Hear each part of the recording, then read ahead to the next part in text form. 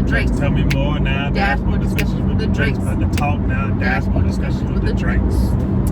What's up, everybody? This is episode numero uno, number one. So we've kind of decided how we are going to do our dashboard discussions, and we're going to do a little mix of ESPN and Red Table Talk. PTI to be specific. Yeah. Do you want to kind of give some background on that, Ben? Oh yeah. So for those of you that watch, pardon the interruption. They have a couple topics, a couple subjects that they're going to talk about for that day or for that episode, and there's a shot clock, if you will. So you got to get your points across in that allotted time, and then once it's over, it's over. You move on to the next topic. So. Right, and then of course, I don't want to say Red Table because I'm not Jada Pinkett Smith. I'm Mrs. Drake, but we want to kind of talk about emotional, heavy topics along with some fun and light topics, but just opening the area or having a platform to discuss things, A, with your partner, and B, just kind of openly share our perspectives on different things. I think the best thing about our relationship is that we can honestly, truly be 100% our authentic selves, and that's kind of the special thing about our dashboard discussions. And why we're doing it on our dashboard in the car is because, unlike Red Table Talk, we're not stagnant. We're not staying still. We're always moving forward. We're always learning. Yes. And we're always progressing through life. So that's what separates us from any other discussion. That's right. Thanks, babe. Okay, so for our topic for episode 1, we want to choose something super important and relevant to everybody in our nation/world, which is the Black Lives Matter movement. So, we are going to have a few points. Each person's going to have a minute to respond to that topic. We'll introduce kind of what the topic is, why we want to talk about it. Then I will have a minute to respond. Jordan will have a minute to respond. And we'll keep going back and forth until we cover all of the main points. And then we're going to have a little challenge at the end of each episode for people who watch it, because we want to connect with you, be involved with you, care about you, and that's the whole point of us doing this, right? So. And a movie plug for me. And a movie plug from Mr. Actor himself. Okay? Yeah, that. All right. Okay, so again, the Black Lives Matter movement that's happening right now. I would say one thing that's why I wanted to do our first episode on this is because I feel and we're big on I feel statements. I feel like it's kind of dying out. What do you think, babe? I don't think it's necessarily dying out. I think it's dying out on social media. I think, the big news companies, production companies, if they don't feel like it's gonna benefit them, they're not gonna put out the news, right, about it. You know what I'm saying? But I feel like Black people, we still feel it because it's personal to us. Right. So the movement has never and will never die out until we are treated equal.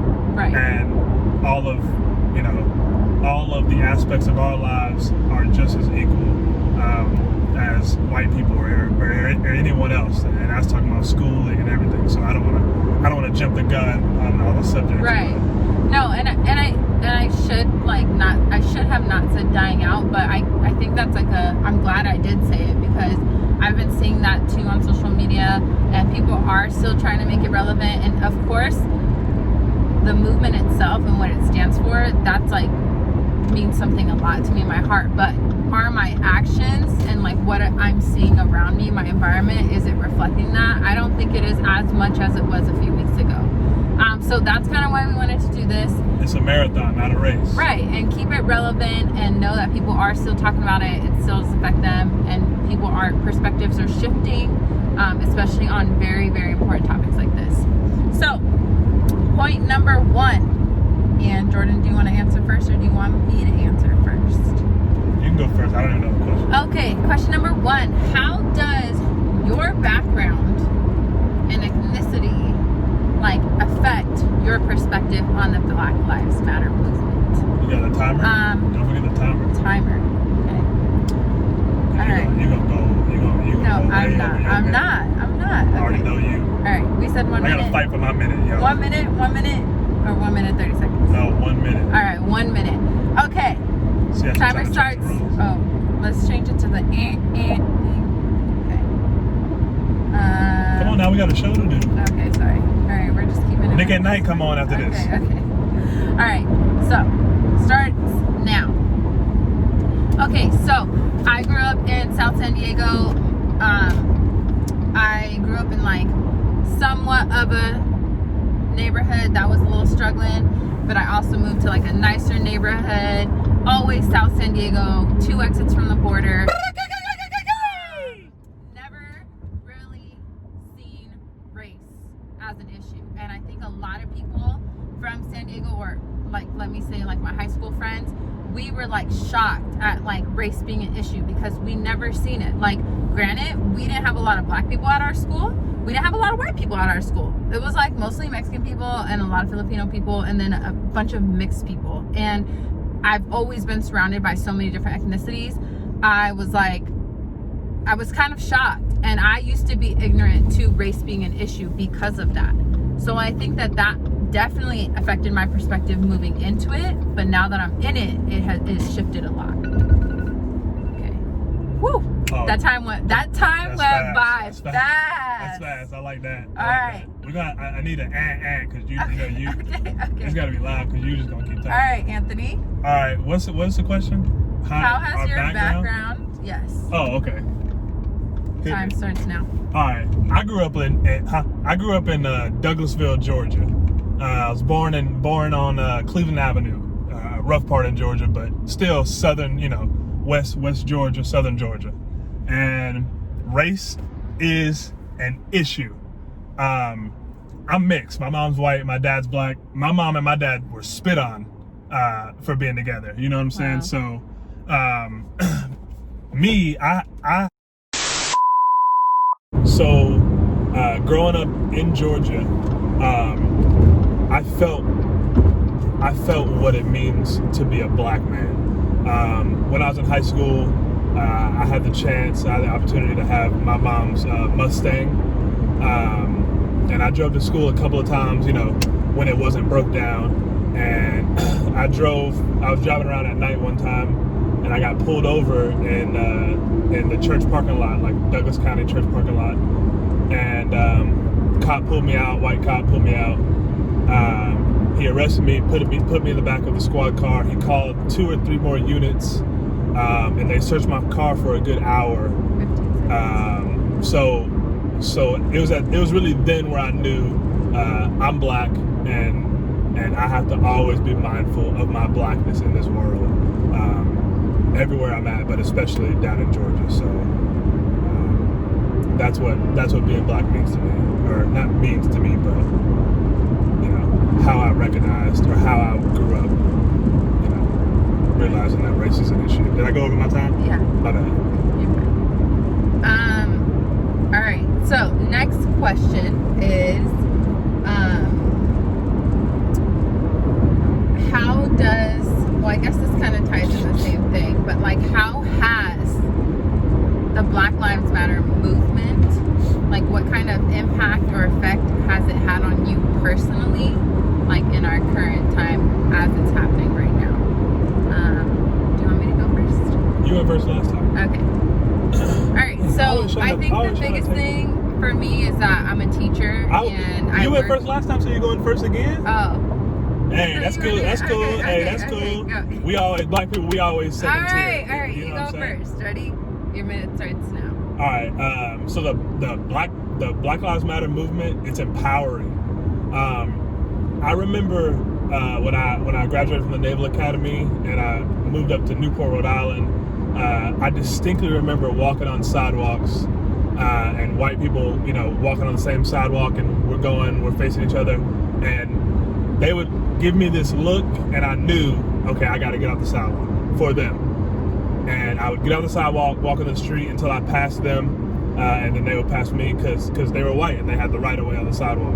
And that was kind of like kind of ingrained in me. Like, I know as a 6'4" black man, I can be intimidating to white people, so I move out of the way for them. So it's like the Black Power, Black Lives movement is just so empowering because it's like it's out in the open that black people are being killed and persecuted and abused by police, and I'm still going. Been persecuted and killed and abused by the police, and they treat us differently, and I'm tired of it, and the black people are tired of it. Fuck that timer. He's not doing good with the 1 minute timer on this topic. It's not long enough for him. Yeah, this is not long enough topic. He thought I was going to be the problem. I'm usually very concise. He thought I was going to be the problem. I'm usually very concise. All right. So how has it affected me personally?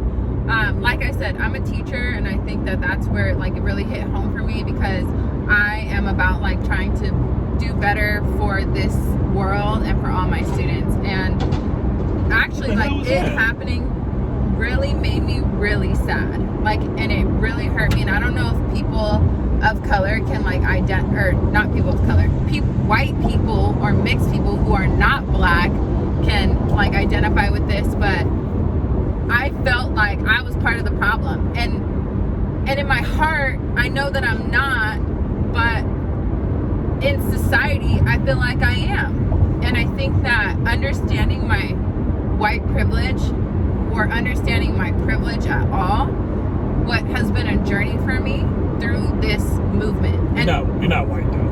No, and I know that, but I just from my complexion, sometimes how I look, especially in the winter. I see what you're saying. But being with Jordan, that's kind of when my journey started. But now it's been even more enforced and catapult forward and sprung forward through this movement. So that's how it's kind of affecting me to be better. All right, last question. Moving forward, because again, in the beginning we kind of talked about how some people are saying that this movement is falling off the radar, not as popular on social media. Certain stuff isn't trending, certain stuff is taking over. Kanye's freaking rant and running for president, all that stuff is kind of taking away from such an important movement. So moving forward, I used to bang with Yeezy too. As an individual, how do you want to support or moving forward in the movement? What do you want to do in the rest of the year coming? I think the question shouldn't necessarily be just the movement, because I feel like when we talk about the movement, I got both my hands off the steering wheel. Because when we say just the movement, I feel like we're just talking about the protests and black people earning respect and the idea that our lives matter too is more than just a movement. It's a way of life that needs to be accepted. Yes, 100%. But I think that has been something that was not obvious. I think that has been something that's been being pressed for years and years and years. But right now, it's a movement. Yeah, no. So if the movement fades away, it's still going to be important. But is it going to change? That's what movements are all about. You know what I mean? Stuff's changing slowly. But what's the question? So how do you personally? What are you gonna do personally? All right, you go first. All right. I'm still trying to educate myself a lot on it. I personally haven't walked in a protest. I really want to do that, and I'm kind of sad because again, I don't feel like they're popping up all over as much as they have. But I do want to take a bigger stage in it. I think we talked about, I like to do things in a small area, like a big fish in a small pond, and I plan on doing that in my classroom and in this new job that I'm gonna have. And we're gonna talk about a lot of text and a lot of current events, and we're gonna make it very loud in our classroom. But aside from that, I want to like create a space for my students of all ethnicities to share their different perspectives. I think like teaching people of all different backgrounds how to communicate and understand, and then hopefully them learn, and like from being a humble listener, how to learn to be on the right side of history. So that's just what I wanna do. All right, babe. Hit me with the clock. Hit me with the shot clock. All right, ready, steady, Like MJ with go. the Last Dance. Me personally, how I'm gonna keep the Black Lives Matter movement and pushing forward. Any chance I get, I try to uplift a younger Black person. I've coached, one-on-one young Black kids that aren't necessarily in the best positions. Like my young friend Mikey, who's a quarterback, or just like here and there giving advice to young Black kids to try to uplift them, who I can reach out to. But also me personally, I am pursuing this dream of being an actor and making that a reality. So I want to portray Black people or myself in more TV shows and commercials and film, because you don't see that many. You know what I'm saying? You got the Brad Pitts, you got the Matthew McConaughey's, but it's like we have Will Smith and Denzel, and you know what I'm saying? Like, all right, I get it. But that's what I want to do. Kids need to see more of us on TV and radio and film and all that. So Right. that's what I'm doing personally. You had to ride me like that, Mercedes. Baby, our exits. I know, bitch. Okay. So yeah, just to wrap up our episode numero uno, on this Black Lives Matter topic. At the end of each episode, we want to have a challenge for our friends, family, viewers, listeners, loved ones, just to like be involved. And again, that's what this is all about, is like sharing, being very transparent, learning from everyone. Social media is such a huge platform. And so our challenge for you, Yeah, okay. my challenge for you, because Jordan has his own challenge, my challenge for you is to be a humble listener, and take ownership in your stance on this topic. I'm not about shaming people into doing the right thing. I don't think that that's the right way to go. I'm all about like leading with love and being like a listener and them learning to do the right thing. So in the comments of this video, I would like you to either A, you can comment your stance, your perspective, that way we can read them and see kind of where you're all standing at.